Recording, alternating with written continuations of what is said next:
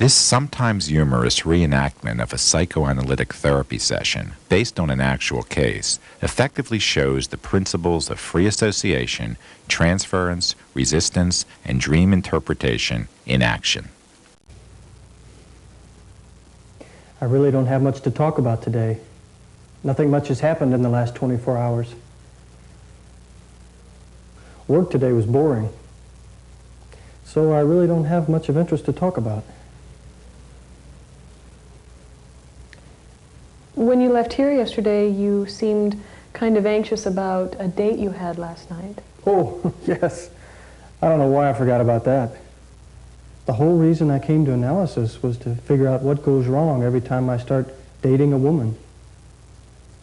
Anyway, the date last night was pretty much a bust. I felt awkward and inept. I took her to a movie, but I couldn't enjoy the movie because the whole time I was wondering about whether or not she found me interesting.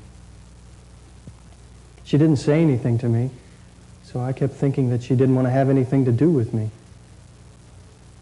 Anyway, an hour into the movie, she asked if we could go because she was feeling sick. So I took her home. I felt like a complete failure. Oh, that reminds me of a dream I had last night.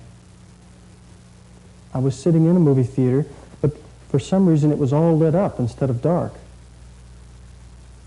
The name of the film was Crimes of the Heart, which I haven't actually seen in real life.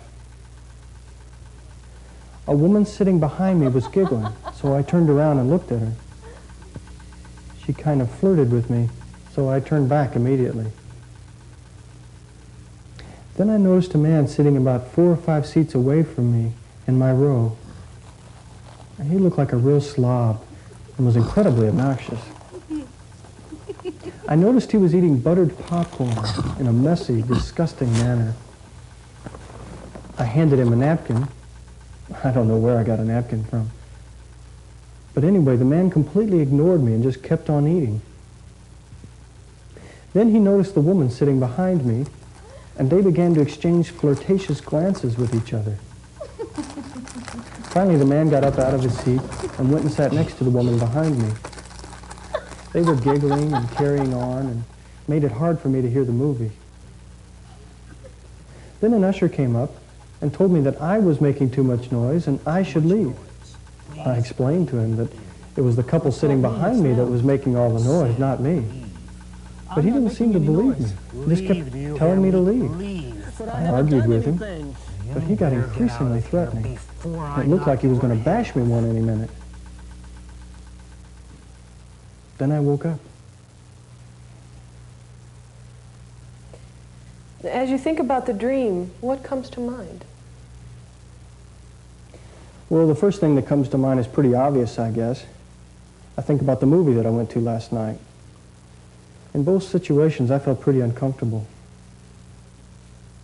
But my date really looked nothing like the woman in the dream.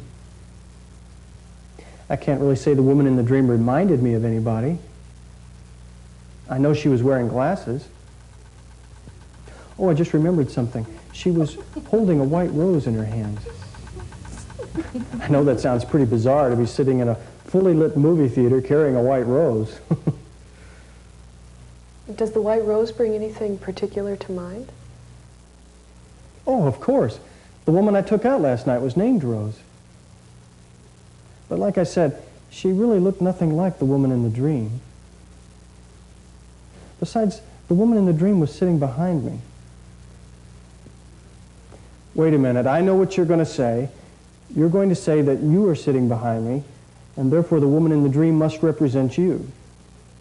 I really don't think so, though, because like I said, she really looked nothing like you. Besides, you don't wear glasses. The only other association I have to roses goes back to my childhood. I remember my mother had a rose garden in the backyard, and she worked out there constantly. A memory just popped into my mind. I must have been only 5 or 6 years old.